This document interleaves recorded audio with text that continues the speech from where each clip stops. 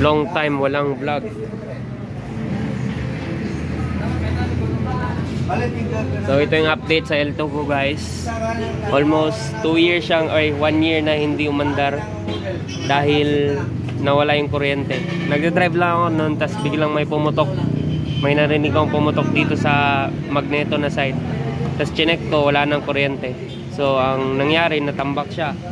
Ngayon pinalitan namin ng HD3 na primary coil, HD3 na CDI, tsaka ignition coil na universal. Dito kami ngayon sa Rios, sa harap ng Robinsons. Try nating ipaandar to. With regards sa mechanical, kayang-kaya kong gawin to, pero pag mga ganito, mga kuryente, hindi ko kaya. So let's let the experts do the work. So ito yung gagamitin natin na pulser guys, pang XRM. Excited na din ako mapaandar tong motor na to.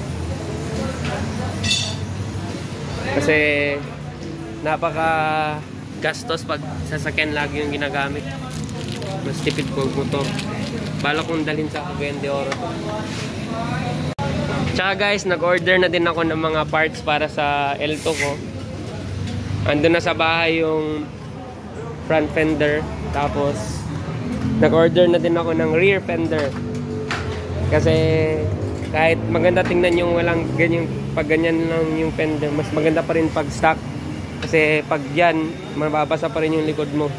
Diba? Pakita mo yung motor mo. Ito yung motor niya guys. Badja, no? Bahaj C100 Punkra.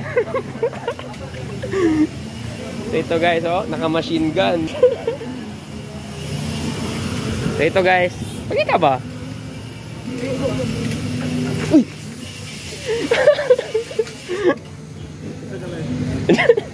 Yeah. Ito guys, nakuha niya lang to ng sa murang halaga. Kaso may mga minor na mga problema. Pero at least running siya. Bossing, siya yung gagawa sa L2 natin. First time kong pumasok sa motorcycle shop in about 2 to 3 years. Kasi tinry ko na ako na lang yung gagawa sa mga motor at saka sa sasakyan ko. Yan.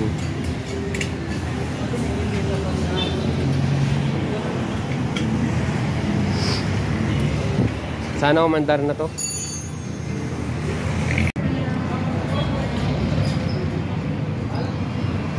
Na guys, nilalagay na yung pulser.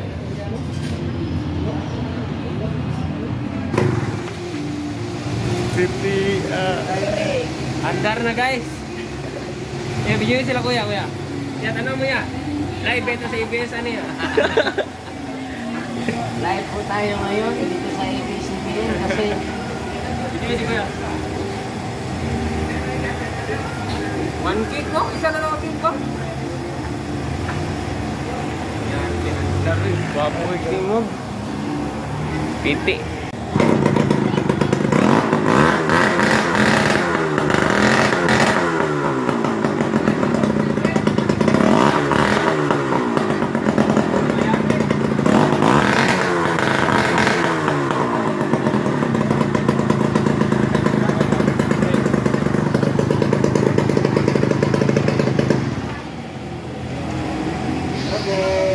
Okay. Kanina din suga ya. welcome po sa aming channel. Okay. Dito kami sa Rios. Ito si Bossing. Boss, ano sa pangalan mo, boss?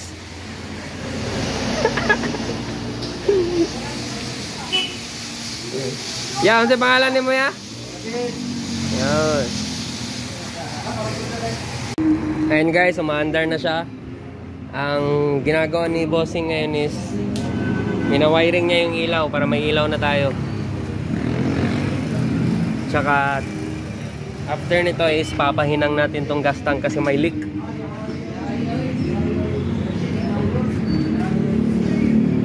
Pakita Jeremy ang leak. So andito yung leak guys. Dito yata na part. update ko na lang kayo mamaya. So ito guys, okay na yung motor, may ilaw na din. Ngayon, isi-change oil na natin.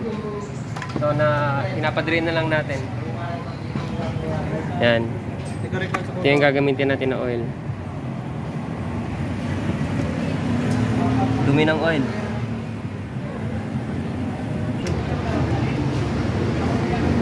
So 650 lang itong tinatanggap nito guys.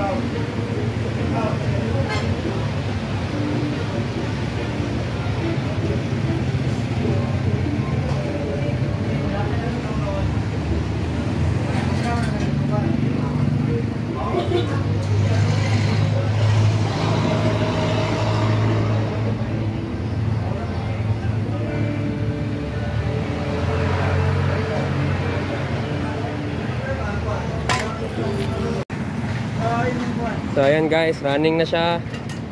Turo! Imong oil. Tsaka nagpapachange oil na din siya. Ikaw rin trabaho dyan. Europe yan eh. Pila ni KML mo? Oo, 1 liter oh. See you guys in the next vlog.